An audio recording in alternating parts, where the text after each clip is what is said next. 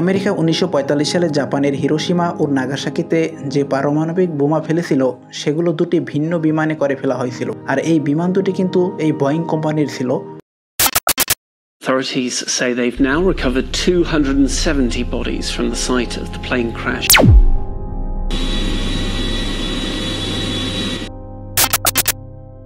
আপনাদের নিশ্চয়ই মনে আছে কিছুদিন আগে এয়ার ইন্ডিয়ার বোয়িং 787 ড্রিমলাইনার মডেলের একটা প্লেন আহমেদাবাদ থেকে লন্ডন যাওয়ার উদ্দেশ্যে টেক অফ করে, কিন্তু টেক অফ করার 40 সেকেন্ডের ভিতরেই প্লেনটি ক্র্যাশ করে।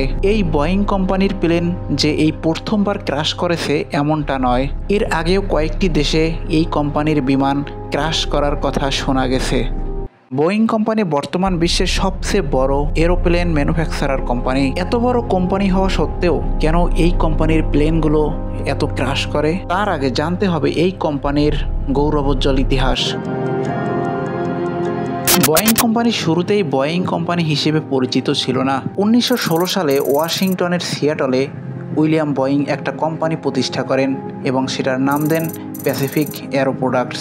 তার এক বছর পরে অর্থাৎ 1917 সালে এই কোম্পানির নাম প্রতিস্থাপন করে নতুন নাম রাখা হয় বোয়িং এয়ারপ্লেন কোম্পানি। এই কোম্পানি শুরুতে ছোট ছোট সি প্লেন ম্যানুফ্যাকচার করত, পরে কমার্শিয়াল এয়ারপ্লেন ম্যানুফ্যাকচার করা শুরু করে এবং ডিফেন্স প্রোডাক্টস এবং স্পেস সিস্টেমেও অবদান রাখে। পরে আস্তে আস্তে এটা গ্লোবাল লিডারে পরিণত হয়। বোয়িং এয়ারপ্লেন কোম্পানির প্রথম প্রকৌশলী ছিলেন ওয়াংশু। তিনি ছিলেন একজন Chinese citizen.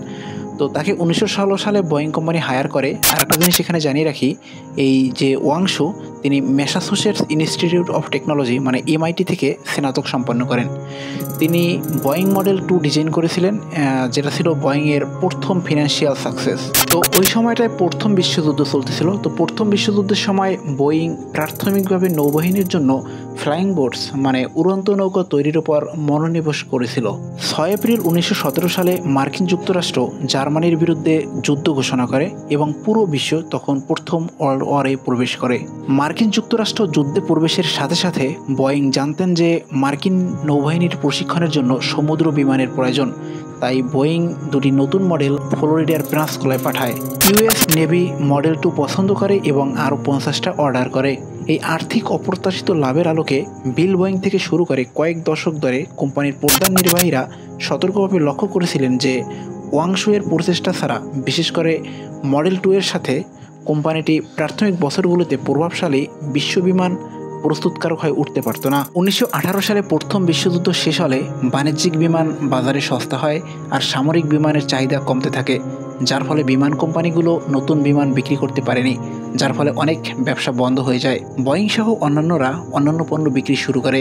Boeing dresser, counter এবং আসবাবপত্র তৈরি করে। আমেরিকা 1945 সালে জাপানের হিরোশিমা ও নাগাসাকিতে যে পারমাণবিক বোমা ফেলেছিল সেগুলো দুটি ভিন্ন বিমানে করে ফেলা হয়েছিল, আর এই বিমান দুটি কিন্তু এই বোয়িং কোম্পানির ছিল।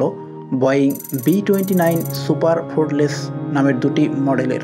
প্রথম বিশ্বযুদ্ধ শেষ হওয়ার আগ পর্যন্ত বোয়িং তখনও বাণিজ্যিক বিমান তৈরি করা শুরু করেনি।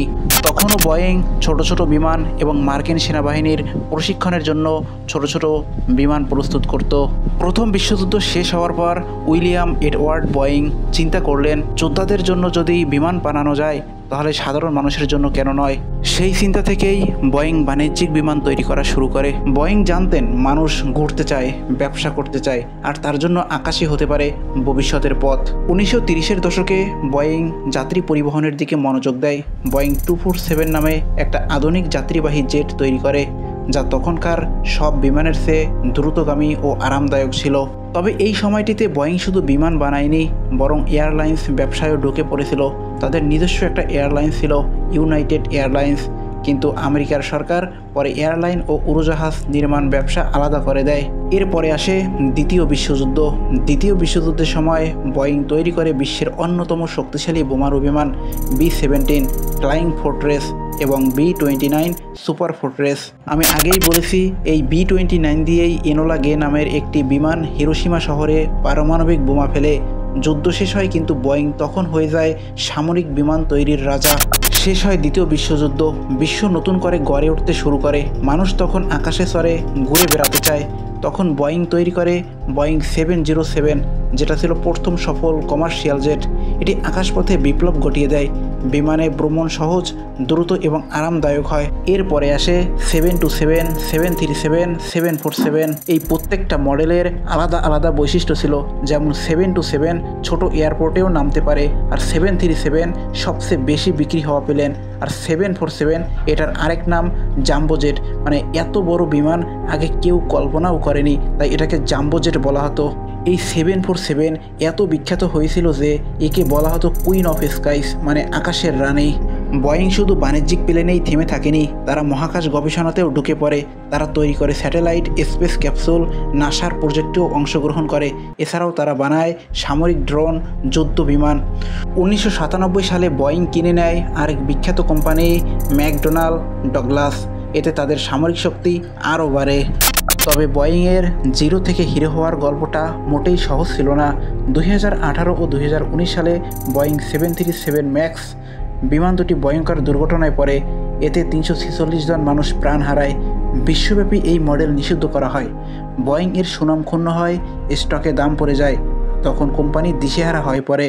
তবে তারা আবার উঠে দাঁড়াতে শুরু করে, সিস্টেম উন্নত করে, নিরাপত্তা বাড়িয়ে তারা আবার বাজারে ফিরে আসে। আজকের দিনে বোয়িং একটা গ্লোবাল অর্গানাইজেশন। তাদের কর্মী সংখ্যা আছে লাখের উপরে। তারা কাজ করে 3টি বড় সেক্টরে: commercial airplanes, defence, space and security আর গ্লোবাল সার্ভিসেস। তাদের বড় প্রতিদ্বন্দ্বী হচ্ছে এয়ারবাস। তবে এখনও অনেক দেশের আকাশে বোয়িংই রাজা। অন্য কোনো ভিডিওতে আলোচনা করা হবে এয়ারবাস নিয়ে। বোয়িং কোম্পানির প্রতিষ্ঠাতা উইলিয়াম এডওয়ার্ড বোয়িং একবার বলেছিলেন, আমি শুধু চেয়েছিলাম এমন কিছু করতে যা অন্যরা ভাবত অসম্ভব। বোয়িংয়ের গল্প শুধু একটা কোম্পানির ইতিহাস নয়, এটা একটা মানব স্বপ্ন, সাহস আর উদ্ভাবনের কাহিনী। শত বাধা পেরিয়ে বোয়িং আজ মহাকাশ পর্যন্ত পৌঁছে গেছে। তাই বলতেই হয়, বোয়িং শুধু বিমান তৈরি করে না, তারা মানুষকে স্বপ্ন দেখতে শেখায়, সাহস দেয় আকাশ ছোঁয়ার।